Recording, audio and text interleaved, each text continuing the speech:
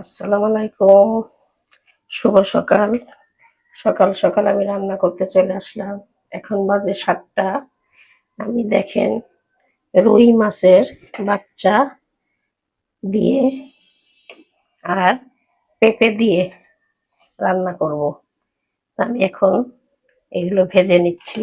মাছগুলো আমি হলদি লবণ ধুয়ে হলদি লবণ মাখায় রাখছিলাম আগে।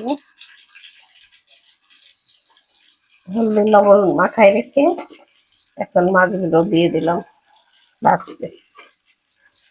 তো ভাই বোনেরা, কেমন আছেন আপনারা? নিশ্চয়ই ভালো আছেন। আমিও ভালো আছি, আলহামদুলিল্লাহ।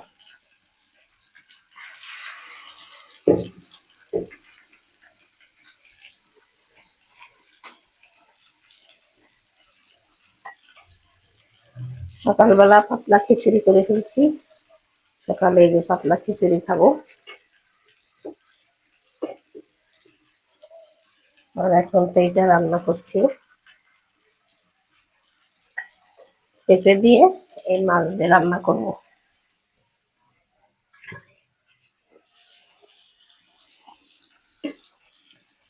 তা মাছটা বসাই দিছি, মাছটা ভাজা হতে থাক।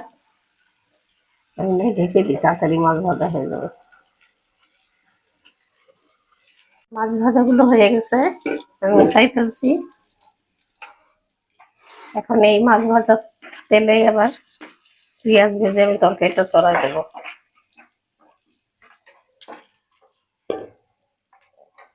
তরকারিতে আমি মশলাপাতি সব দিয়ে দিছি, হলদি, মরিচ, জিরার গুঁড়া, আদা রসুন বাটা সব দিয়ে দিছি।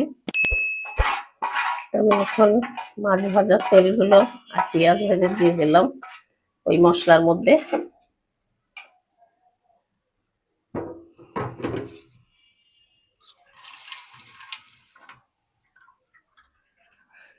এবার মশলাটা একটু অল্প কষাই নিই, তারপর তরকারিটা দিয়ে দেবো। একটু ঢাকা দিয়ে দিই, তাড়াতাড়ি হোক। আমি পেঁপে আর আলুগুলো কাটা ধোয়া বাছা করে রাখছিলাম, এগুলো দিয়ে দিলাম। এখন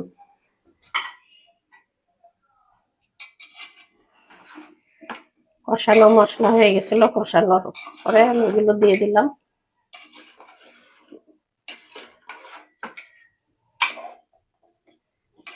আমি এখন তরকারিটা কষাবো।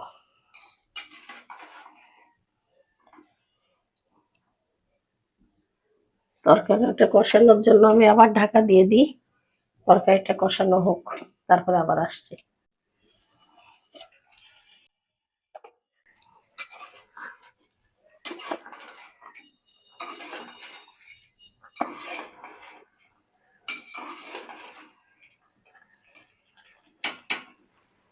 তরকারিটার মধ্যে আমি এখন দিয়ে দেবো ঝোল পেঁপের তরকারিতে।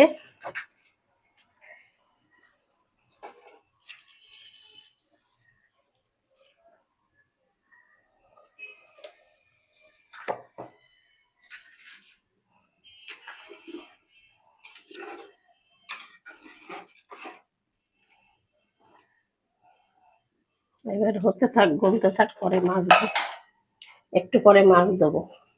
থাক, হতে থাক। ভাই বোনেরা, দেখেন আমার তরকারিটা হয়ে গেছে। পেঁপে দিয়ে, রুই মাছের ছোট বাচ্চা দিয়ে আমি রান্না করছি। আমার তরকারিটা হয়ে গেছে, আমি চুলা বন্ধ করে দিছি। তা আপনারা কেমন লাগলো কমেন্টে জানাবেন। আমি আমাকে সাবস্ক্রাইব করবেন, আমার পাশে থাকবেন। আমি এখানেই শেষ করলাম। আল্লাহ হাফেজ।